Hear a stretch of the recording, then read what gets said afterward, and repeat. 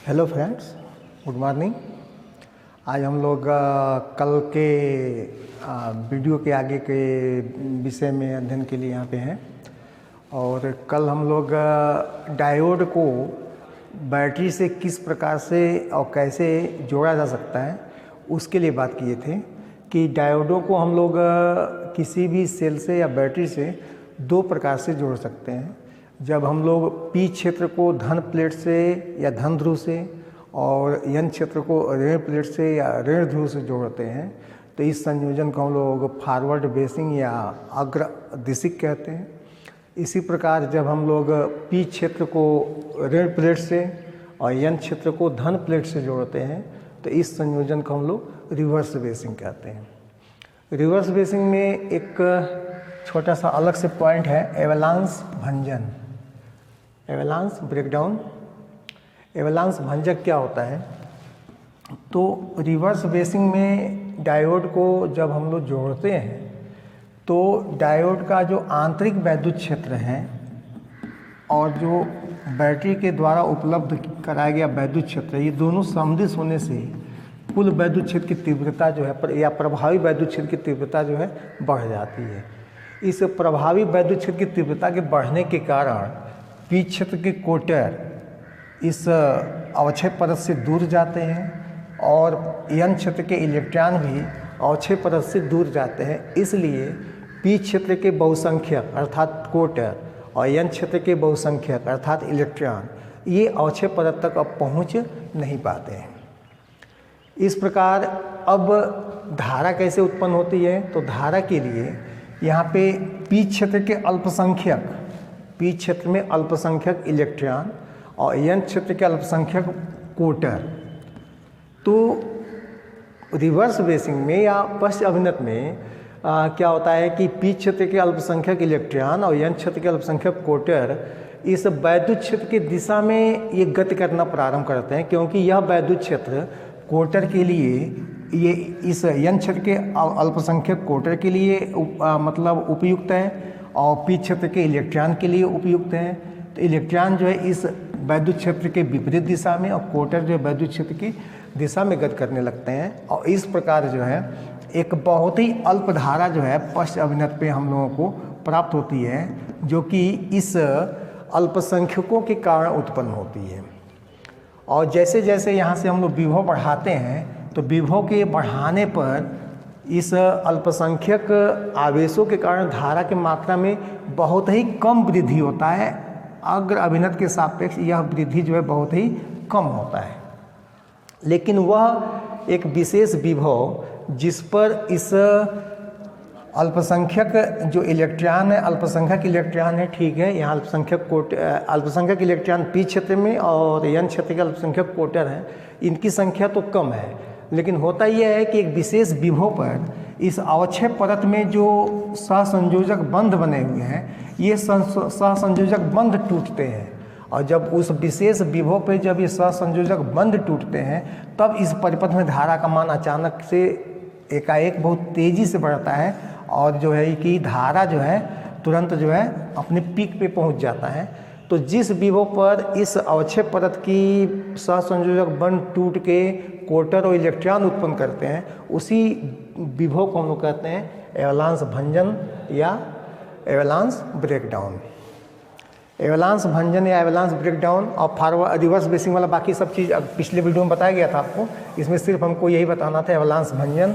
तो एवलांस भंजन वो विशेष विभव है जिस पर अवक्षय परत के रिवर्स बेसिंग पे एवलांस भंजन की स्थिति आती है और यह विशेष स्थिति है कि जब अवक्षय परत के सहसंयोजक बंध टूटते हैं और सहसंयोजक बंध टूटने के कारण उत्पन्न कोटर जो है पी क्षेत्र में और उत्पन्न इलेक्ट्रॉन जो एन क्षेत्र में जाते हैं, इससे जो धारा उत्पन्न होती है वह धारा जो है डायोड को सामान्य चालक के रूप में परिवर्तित कर देती है।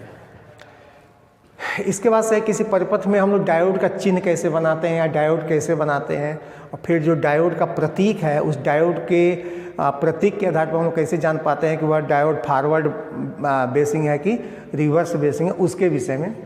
तो डायोड के प्रतीक के रूप में हम लोग बनाते हैं, ऐसे मान लीजिए कि एक टर्मिनल ले लिए एनोड का और इस एनोड के साथ हमने ऐसा एक प्रतीक चिन्ह बनाया, इधर मान लीजिए कैथोड हो गया। तो ये जो प्रतीक चिन्ह बनता है, ये प्रतीक चिन्ह जो हम लोगों का है डायोड। डायोड को हम लोग इस तरह से बनाते हैं, इसमें जो एरो का हेड होता है इसको हम लोग ये पी टाइप अर्धचालक को ऐसे, और ये जो प्लेट टाइप का बनाते हैं ये एन वाला अर्धचालक है। तो किसी भी डायोड को हम लोग ऐसे बनाते हैं। अब इसमें अगर पी क्षेत्र एनोड से जुड़ा हुआ है, एन क्षेत्र कैथोड से जुड़ा हुआ है, तो ये फॉरवर्ड बेसिंग का हुआ। इसके विपरीत अगर हम लोगों को किसी दिए गए प्रश्न में ये पता लगाना हो कि यह किस बेसिंग में जुड़ा हुआ है, जैसे मान लीजिए यहाँ पे हम ले लें धन 5 वोल्ट और यहाँ पे कर दें 0 वोल्ट, तो ये फॉरवर्ड बेस का माना जाएगा। ये फॉरवर्ड बेस का माना जाएगा। ये अग्र अभिनत है, अग्रदिशिक है, क्योंकि यहाँ धन विभव अधिक है, यहाँ का विभव क्या है, 0 है। इसके विपरीत अगर हम ऐसे कर लें, एक और संयोजन ले लें और मान लीजिए यहाँ पे हम ऋण 5 वोल्ट कर दें और इसको अर्थ इन कर दें, पृथ्वी से इसको संयोजित कर दें, तो इसका मतलब ये हुआ कि एन क्षेत्र है, ये पी क्षेत्र है, तो एन का विभव जो है 0 हो गया और इसका विभव जो है ऋण 5 वोल्ट हुआ। तो एन क्षेत्र का विभव 0, तो एन का विभव, अब ये देखना होगा ऋण 5 वोल्ट और 0 वोल्ट में कौन अधिक है, तो ऋण 5 और 0 वोल्ट में 0 वोल्ट अधिक है, तो ये जो है रिवर्स बेस पे चला जाएगा।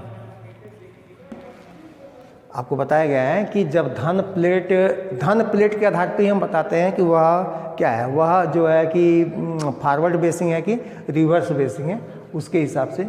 अब जैसे मान लीजिए एक और उदाहरण लिया जाए, जैसे मान लीजिए यहाँ पे लिया गया, यहाँ पे मान लीजिए कि 2 वोल्ट और यहाँ पे मान लीजिए कि धन 4 वोल्ट, तो यहाँ पे उच्च विभव, यहाँ धन 2 वोल्ट, यहाँ धन 4 वोल्ट, फिर भी ये रिवर्स बेस का ही माना जाएगा, क्योंकि यहाँ पे धन विभव का मान अधिक है।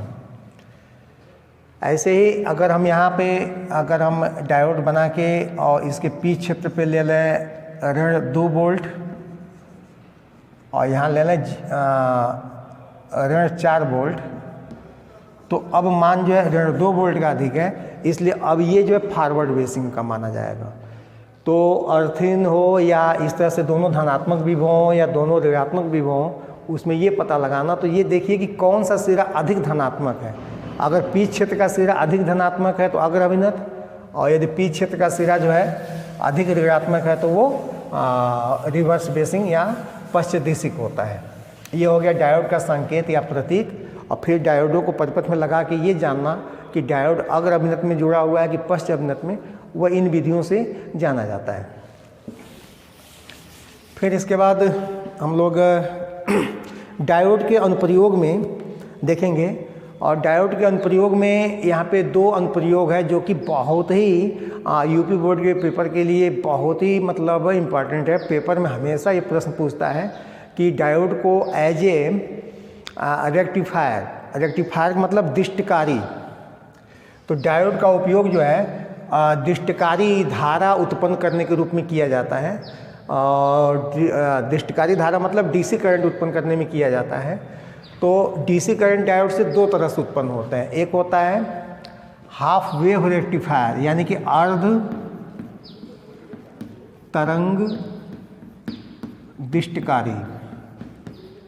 डायोड का उपयोग अर्ध तरंग दिष्टकारी के रूप में, और यही एक प्रश्न पूछा जाता है, अर्ध तरंग के जगह पर रख दिया जाता है पूर्ण तरंग दिष्टकारी,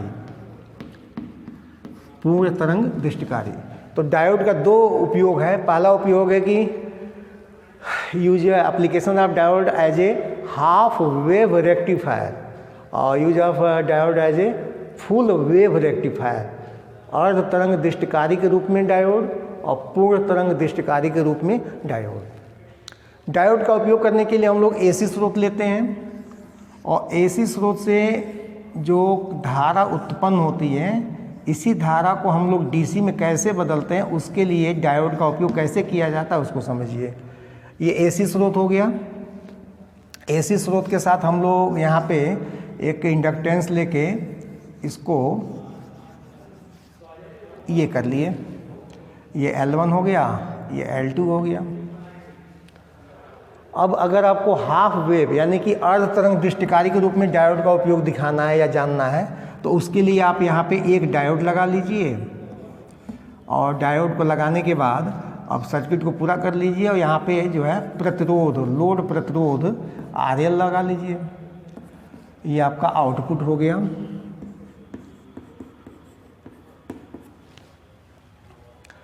अब ये सिस्टम किस प्रकार से ये दृष्टिकारी तरंग के रूप में कैसे बदलेगा, और फिर ये आधे तरंग को ही दृष्टिकारी बदलेगा, आधे तरंग पे दृष्टिकारी का प्रभाव नहीं होगा, उसको यहाँ देखिए। ये हो गया आपका सर्किट डायग्राम। किस बात के लिए? हाफ वेव रेक्टिफायर के लिए ये एक सर्किट डायग्राम हो गया।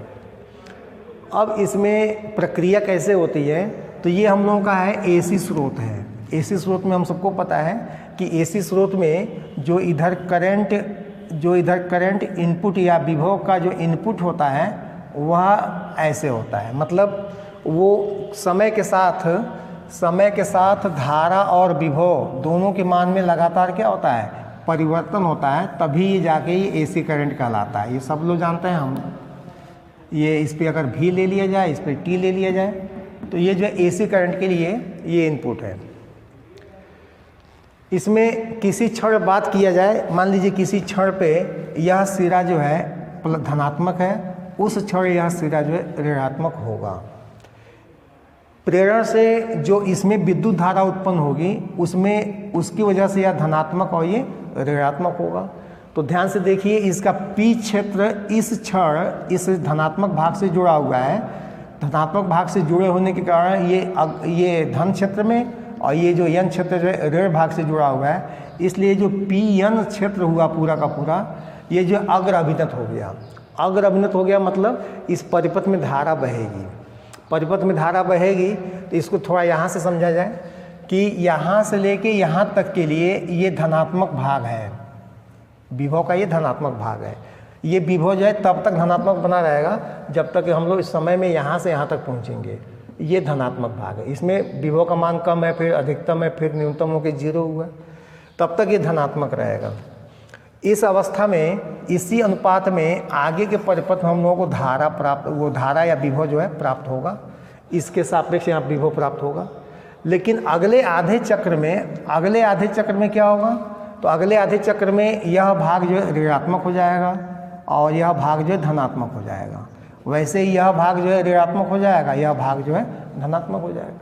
जब ये ऋणात्मक होगा यानी P क्षेत्र ऋण विभव से चला गया और N क्षेत्र जो है धन विभव से चला गया, यानी कि यह डायोड जो है अब एक पश्च अभिनत पे चला गया। पश्च अभिनत पे यह डायोड काम नहीं करेगा, अर्थात अपने में से धारा को प्रवाहित होने नहीं देगा, अर्थात इस भाग के लिए हम लोगों को यहाँ पे कोई धारा प्राप्त नहीं होगी। यहाँ के लिए धारा मिला, अब यहाँ के लिए हमको कोई धारा प्राप्त परिपथ में उस RL प्रतिरोध में कोई धारा जो है नहीं मिलेगा।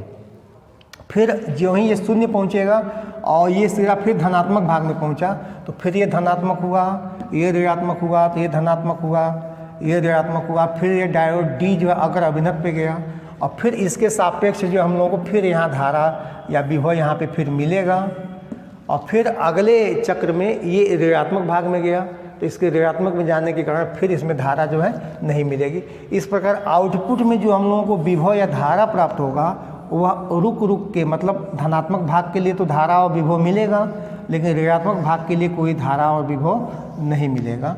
इस प्रकार इनपुट में एक रेगुलर विभव वाला एक है जिसमें धन और ऋण भाग दोनों है, लेकिन आउटपुट में केवल एक दिशा वाली धारा मिलेगी और जो धारा समय के साथ अपने दिशा में परिवर्तन नहीं करते उस धारा को हम लोग दिष्ट धारा कहते हैं।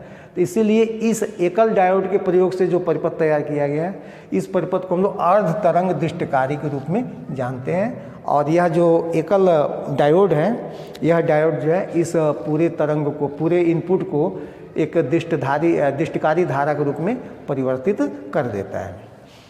एकदम इसी के साथ आप समझ लीजिए पूर्ण तरंग दिष्टकारी कैसे काम करता है। उसमें इन दोनों को एक साथ करने से एक लाभ यह भी होता है कि दोनों के कंपैरिजन करने से इनके बीच अंतर भी हमको क्लियर हो जाता है। जैसे मान लीजिए ये हम लोगों का AC स्रोत हो गया और इधर जो है आउटपुट के लिए सर्किट पूरा कर लें। और यहाँ पे इस बार हम लोग 2 डायोड लगाएं, एक डायोड यहाँ पे लगा दें और एक डायोड जो है यहाँ पे लगा दें।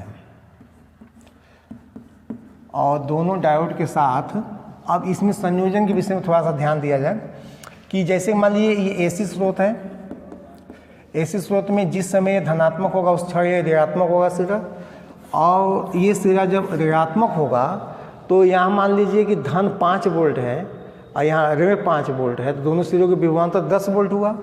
10 वोल्ट हुआ तो धन 5 वोल्ट से घटते हुए मान यहाँ ऋण 5 पे पहुँचना है। तो सोचिए कि यहाँ पे धन 5 है तो धन 4 होगा, 3 होगा, 2 होगा, 1 होगा, और कहीं ना कहीं यहाँ पे विभव का मान क्या होगा, 0 भी होगा।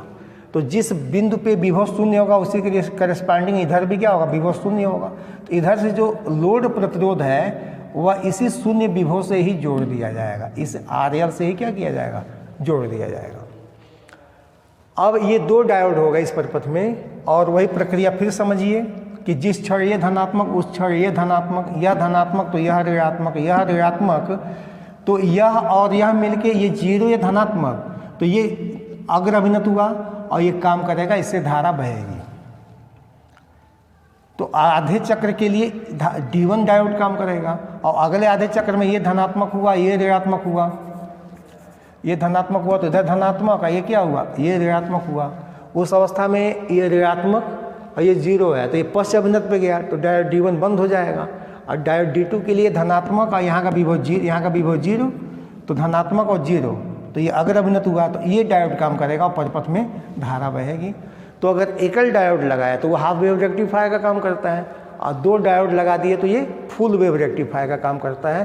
अर्थात इनपुट में आपका इनपुट की करंट का विभव जो है ऐसे है, तो आउटपुट का जो विभव होगा, अब इसके लिए D1 से धनात्मक, इसके लिए D2 से धनात्मक, इसके लिए फिर D1 से, इसके लिए फिर D2 से, इसके लिए फिर D1 से, इस प्रकार यह फ्लक्चुएट जो है दिष्ट धारा के रूप में हमको इस RL में धारा प्राप्त होगी। इस फ्लक्चुएशन को बंद करना है अगर तो इसमें एक उचित संधारित्र लगा दीजिए, उचित संधारित्र लगा देंगे, उस अवस्था में इसमें धारा का मान भी समय के साथ नियत बना रहेगा।